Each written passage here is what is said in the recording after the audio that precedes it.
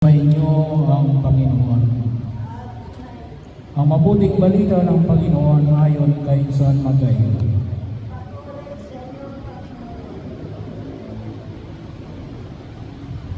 Noong panahon yun, iniwan ni Jesus ang mga tao at pumasok sa bahay.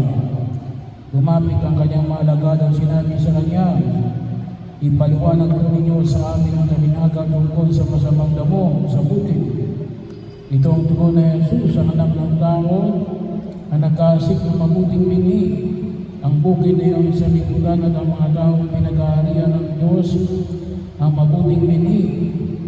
At ang mga tao pinag-aarian ng diablo, ang masasamang damo.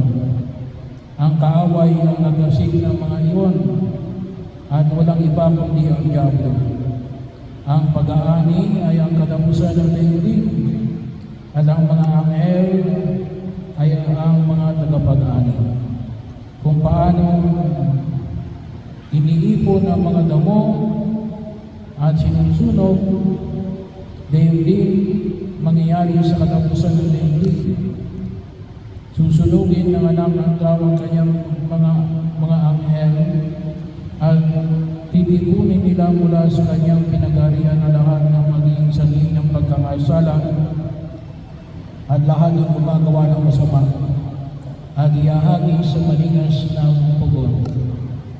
Do'y mananagi sila at mangangaling ang kanilang ipin, at magliliwanag na parang araw ang mga madugid sa kaharian ng kanilang Ama. Ang may pandinig ay makinig. Ang mabuting balita ng Panginoon.